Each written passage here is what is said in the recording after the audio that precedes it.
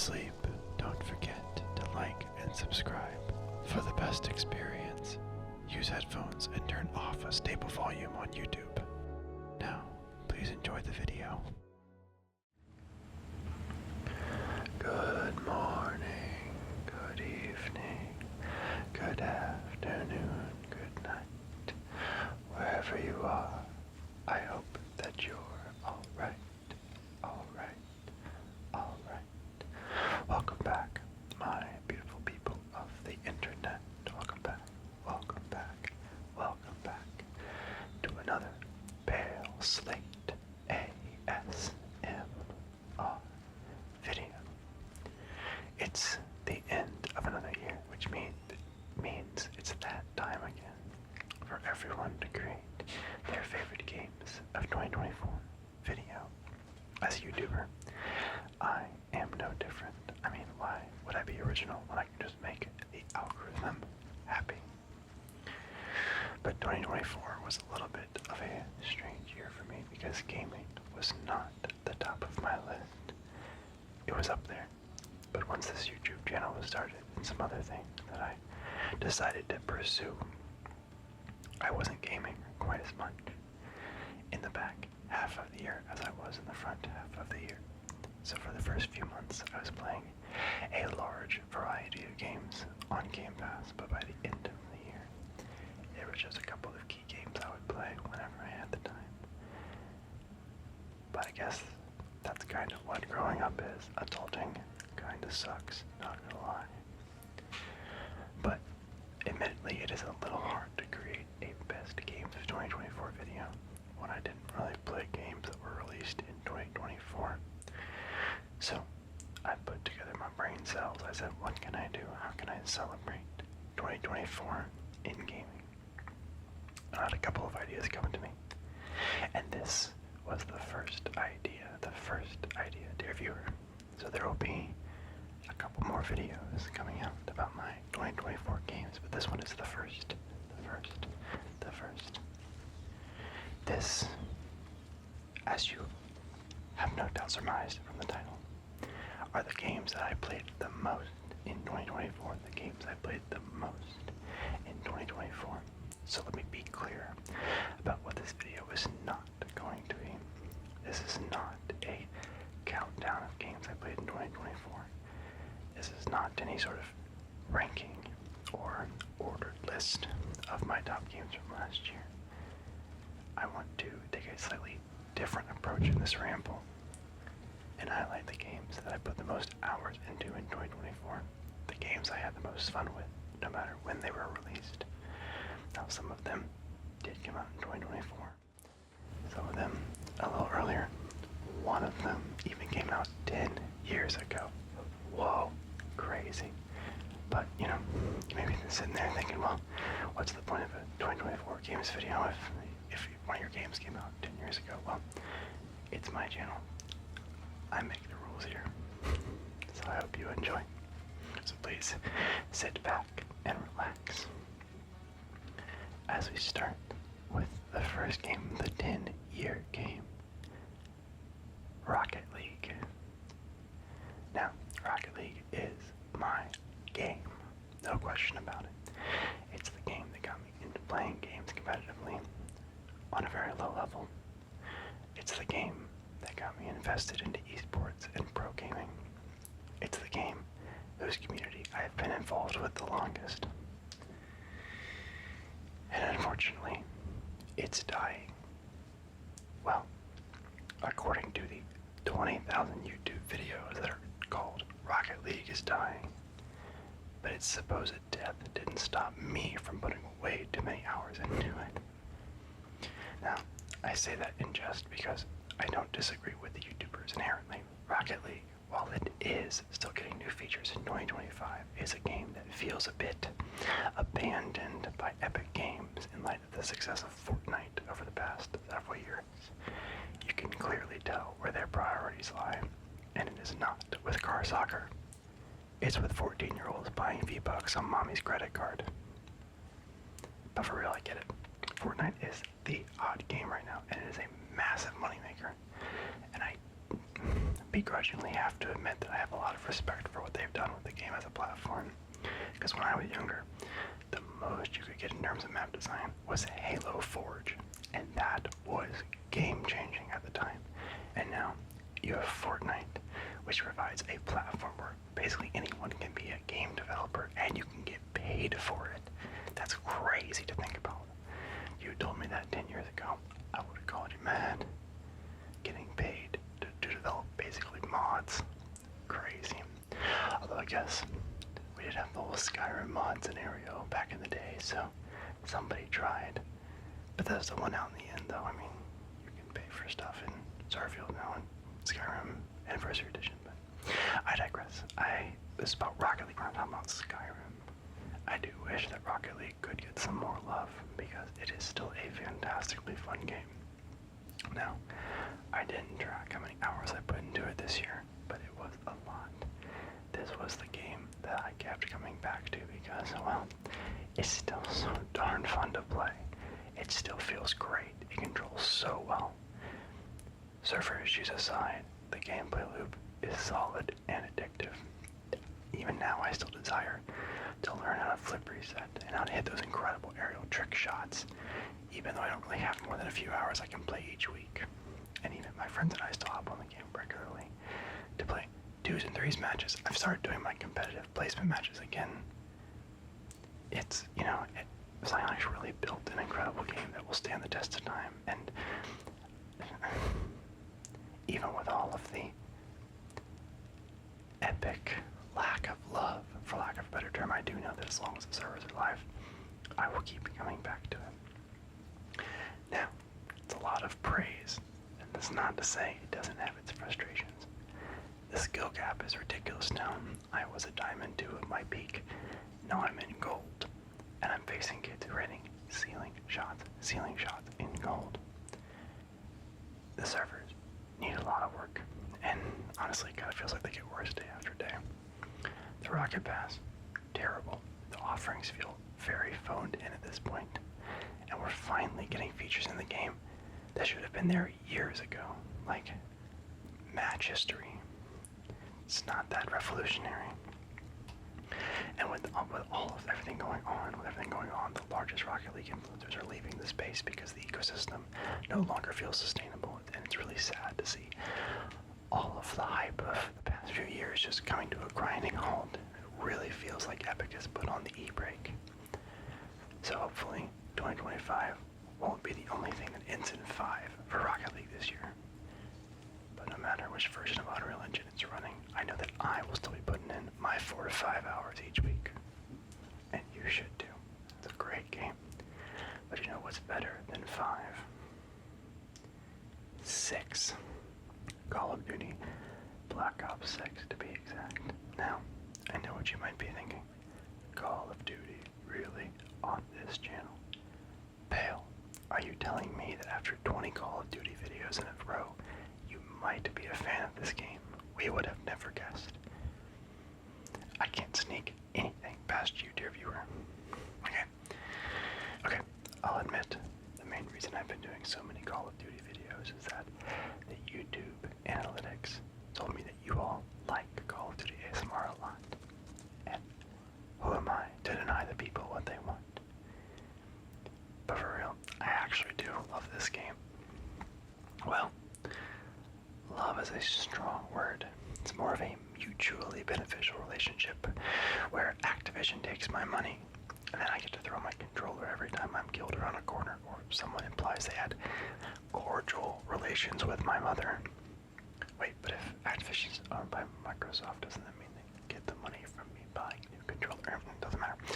But Call of Duty and I have a very interesting history. So, like, Halo is the franchise that got me into gaming proper, but Call of Duty is the franchise that cemented me as a gamer DM.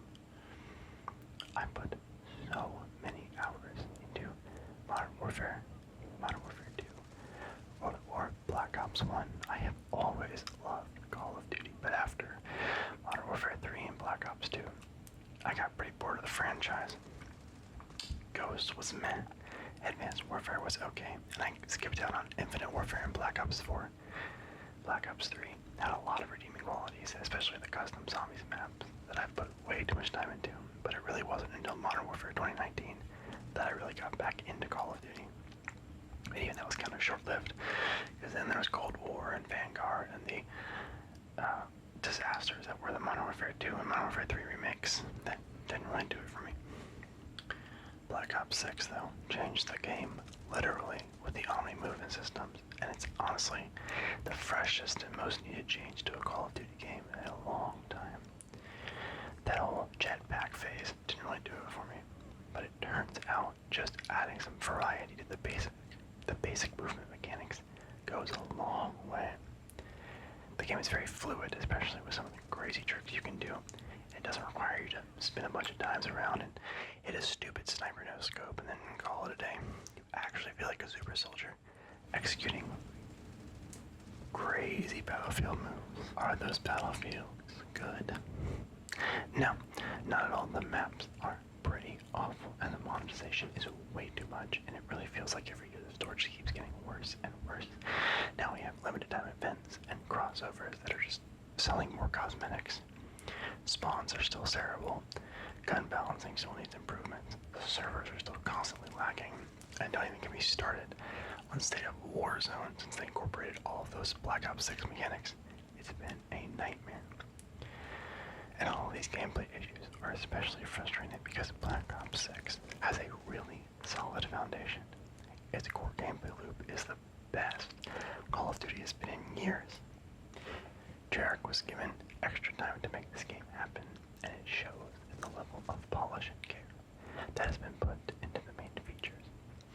When it comes to multiplayer, there are only a few maps that I really enjoy playing, but when I do play them, I'm willing to invest hours. It also helps that after nearly 20 years, I kind of understand how to play Call of Duty, so I don't suck nearly as badly as I used to. And even the zombies mode has me interested again. I used to put so much time into zombies, exploring every single inch of every map, diving deep into the lore to try and solve the newest Easter egg. Unfortunately, with my dislike of some of the current design decisions, the zombies mode on Black Ops 6 doesn't throw me like it used to, but it does keep me engaged, much more so than any other iteration of zombies over the past few years. Black Ops actually replaced Rocket League as my go-to game when it was released, because I needed to get that FPS experience that frankly only a god can deliver. It also helped that I got it for free with Game Pass. Free is nice.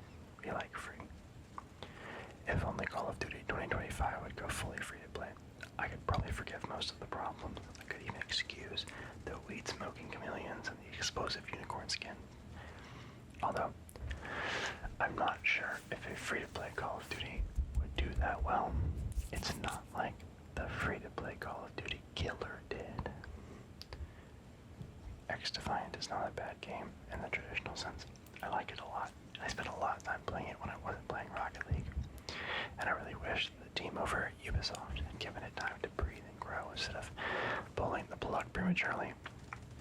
If I had been making videos in 2023, X-Defiant would have been on a list of my most anticipated games of 2024. Spoiler alert, 2025 anticipated games video coming soon. Just ignore that we're 2 months into the year at this point. But I desperately wanted something that could compete with Call of Duty while taking out less than 100 gigabytes on my hard drive. Competition is good. It results in a better experience for everyone, and I thought that anyone could make a game that could compete against Call of Duty. It would be a studio led by a Call of Duty veteran like Mark Rubin. You see, Mark Rubin was the executive producer at Infinity Ward for 10 years, from 2005 until 2015. He oversaw the golden age of Call of Duty games. I put a lot of hope into him and his team that they knew how to make a good shooter. In my naivety, I forgot about Ubisoft. Overall, X-Defiant delivered on its promise of being a fun, engaging free-to-play shooter, but the development issues and delays the game faced throughout the past few years killed all the hype for it when it finally released. And then the product we got at launch was super bare bones and lacked a clear identity of what it wanted to be. It was told 100% I wanted it to be. A reasonably sized shooter with the gunplay and map design of the Golden Era COD games, plus a bunch of nods to classic Ubisoft properties. None of the maps or guns felt particularly one-sided or unbalanced. The hero shooter nature of the character abilities was a little trite, but the characters felt pretty balanced as long as you weren't facing Echelon. Though one place where XDefiant really fell apart was in their much-hyped removal of skill-based matchmaking, which tended to result in one-sided games where one team usually ended up spawn-trapped until everyone rage quit. But in its key gameplay moments, XDefiant showed us that it was possible to have a Call of Duty-like experience that held up. No longer would we have to deal with the questionable practices of Activision, even if Ubisoft isn't much better. And this game deserved better. Although, I returned to it after a few months of not playing it to record the gameplay for this video, and the gunplay is a lot weaker than I remember it. I guess there's a reason why Call of Duty is the victor here. Alright, well the next 3 games I'm going to lump together because these 3 games were the main co-op rotation for my friends group this year.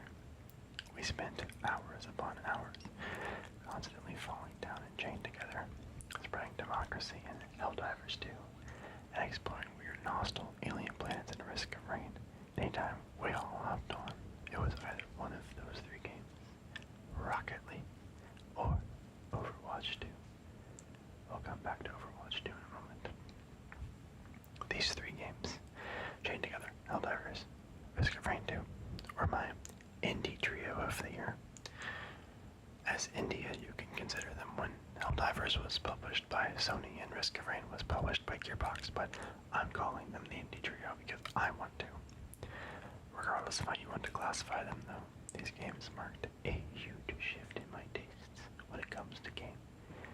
This year was definitely the year of the indie for me, and I'll talk about that more in an upcoming video. But I've noticed over the past few years, especially with Game Pass, that I've really started to embrace the true depth of video games, exploring new experiences and really finding some elite treasures. Now I typically avoid frustrating traversal games like Getting Over It, because I just don't have fun in games that are overly punishing. I just want to play my game and be happy. But Chained Together turned that all around with the addition of co-op, because wasting that time with my friends is never punishing, even after we fell 1,000 meters and had to restart the entire first section again. That kind of punishment leads to absolute hilarity, and every time we made a stupid mistake that sent us plummeting into the void, I was dying with laughter, and that made every painful moment worth it. Helldivers 2 was the most fun I've had messing around in a game with my friends in a long time, probably since Left 4 Dead, taking on the hordes of enemies to further the cause of Super Earth, all while being bombarded by over-the-top propaganda made for an incredible time. It reminded me a lot of the old Mercenary games, if y'all remember those. Just like total destruction with very few hard set rules to follow. And honestly, games with that type of freedom always cause levels of ridiculousness that lead to memorable moments when you're playing with people you love. Risk of Rain 2 has grown a lot on me over the past year.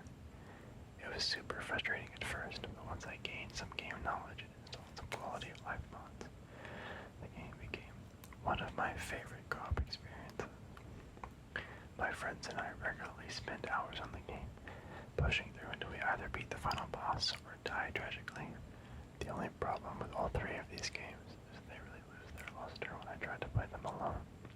Helldivers ultimately doesn't hold my attention because I don't love the movement or the third-person mechanics. Chained Together doesn't have as much replayability, and it isn't as painless on its own unless you're doing beginner mode. And Risk of Rain honestly just requires teamwork to create a set of complementary builds to really get the full effect. But they are still good, but they're still good for the occasional solo win. However, there is a game that I played a lot this year that I absolutely refuse to play solo. Overwatch 2. Overwatch and I have a complicated relationship.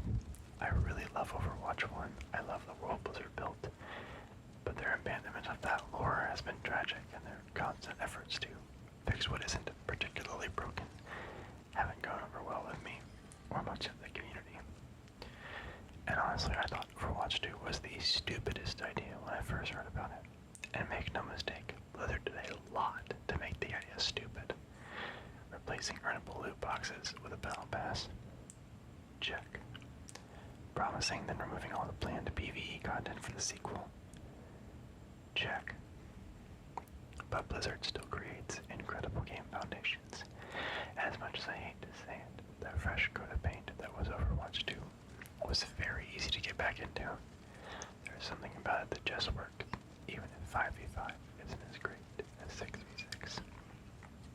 And when you have 4 friends who all get on at once, there aren't many other games that can support 5 players like Overwatch can.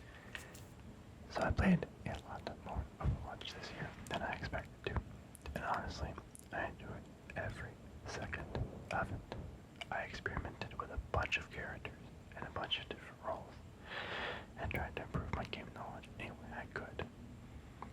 While the drastic difference in skill rating between me and my friends made this learning experience difficult at times, nothing really beats rocking a 5-stack on King's Row and wrecking a bunch of randoms.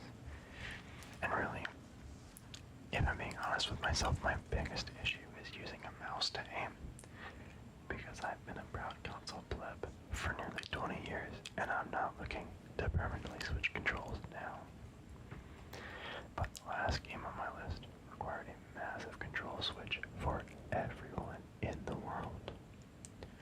Well, I say game, but it was actually a limited time game mode, Swarm in League of Legends. Now, I hate League of Legends. I've been told this is a good thing. I just don't do MOBAs. I don't have the patience to learn deep build strategies. I like my fast-paced, movement-based shooter games with one goal: to click heads. Well, I prefer not to click, because that requires a mouse. Is there an equivalent controller for clicking heads? Triggering heads? That just sounded questionable. Anyway, it doesn't matter. This year I played more League than I will ever play again. For one reason, and one reason only. Swarm. Swarm was a roguelite mode similar to games like Vampire Survivors. You choose a character, and then have one job: run around, attack enemies, then gain XP to upgrade your skills and weapons. Every time you level up, you get 3 choices for how to upgrade your build. That's it. No deep strategies here. All you can do is choose one of the 3 choices and hope that you're playing the correct long game to ultimately beat the boss at the end of the level. And, get this, you had complete control of your character with the WASD keys. There's no need to click around to move and then wait while your character slowly lumbers over. Your locational destiny was totally in your hands. 5 years ago, I wouldn't have looked twice at this type of game. On paper, the concept seems so simple, so boring. But once I played it, I was obsessed. I put so many hours in the game mode in the span of a few weeks. That's why there were 2 weeks of Swarm content on this channel back in July, because it's all I was playing for a while. It had such a satisfying gameplay loop, and the roguelike nature made it feel fresh every time I sat down to play it. The unlocks were perfectly timed, drip-feeding content in a way that made me constantly want to try something new as soon as imagined. But as soon as I would get that winning strategy down, the game would unlock new items that would take up slots in my level up choices, and I would have to create new strategies. It did a great job of keeping me addicted. But Swarm was very difficult, and no matter how much I tried, I couldn't get to the final level. And then, they took it from me. I had hoped it would remain as a permanent game mode, but when the event ended, it was gone.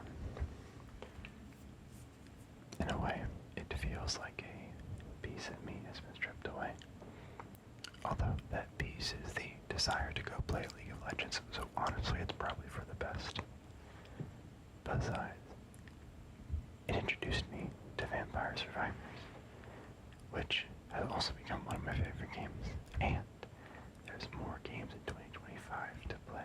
I can't stop now, but that's a story for another time. So thank you, dear viewer, for indulging me as I talked about my 2024 most played games, and please let me know in the comments below what games you played the most in 2024. I'm always looking for new suggestions. Of course, would I be a YouTuber if I did not say? Be sure to like and subscribe if you haven't already. If you enjoyed the video, thank you for watching. Most importantly though, be sure to remember that wherever you are, whenever you are, whatever you are, whoever you are, be the best you that you can be. Thank you for joining me. I'll see you in the next video, my friends. Bye.